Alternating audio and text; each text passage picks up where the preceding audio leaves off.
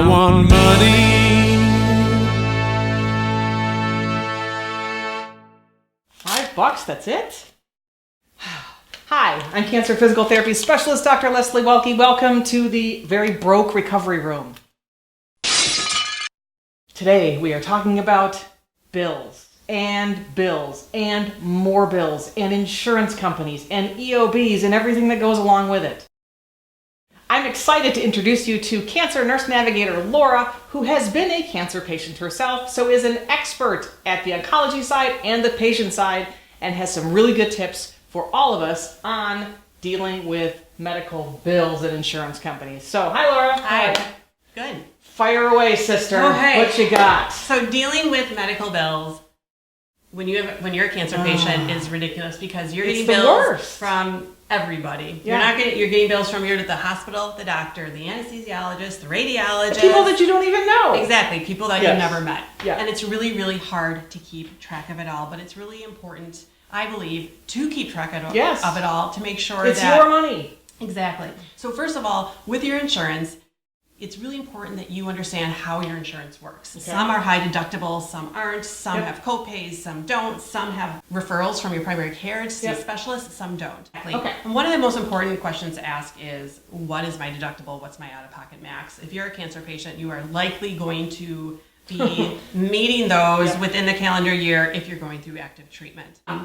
So every time you go see the doctor, you get some imaging done, you get lab work done, you'll get an explanation of benefits from the insurance company. That comes in the mail to your house. Yep, it might come via snail mail, it might come via email.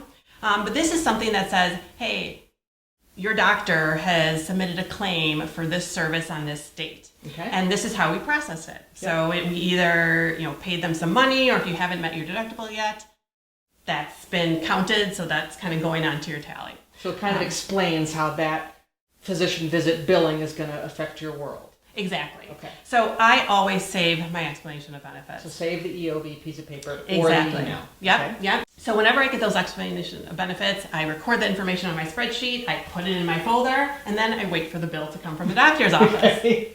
And then I make sure that the bill actually reflects that there was some sort of insurance Matches, okay. right? So sometimes they'll see that the insurance, usually you'll see it as an insurance adjustment, but that makes me know that this bill I'm paying something that has already gone through insurance. Like sometimes insurance can take months to process a claim, and the doctor just sends you a bill.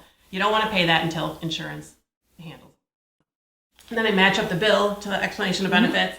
I pay it, I write down when I paid it, how I paid it, and I put it in the other side of the folder, and I have my whole year in here and on my spreadsheet.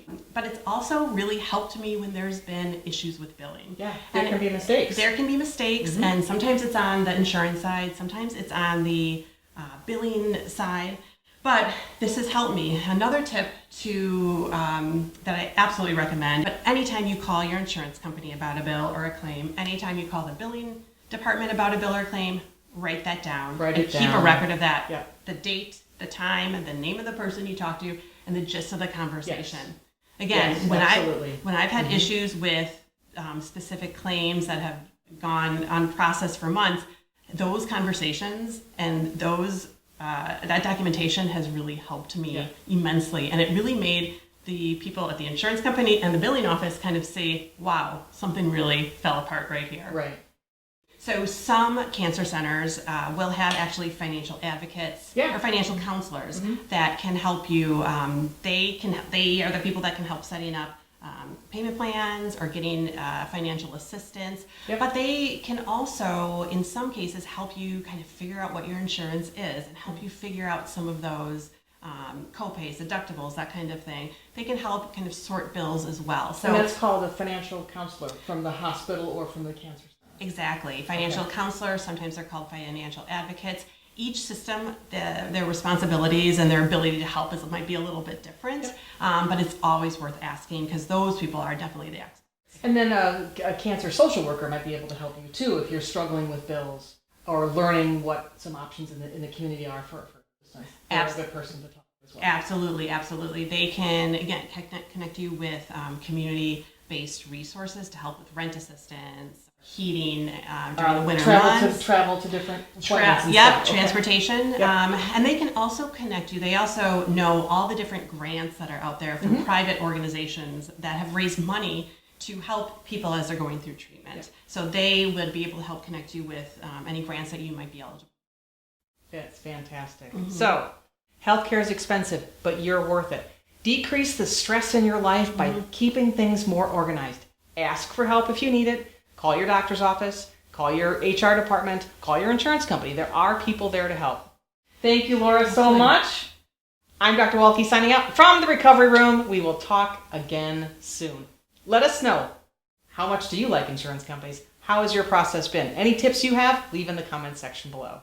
Take care.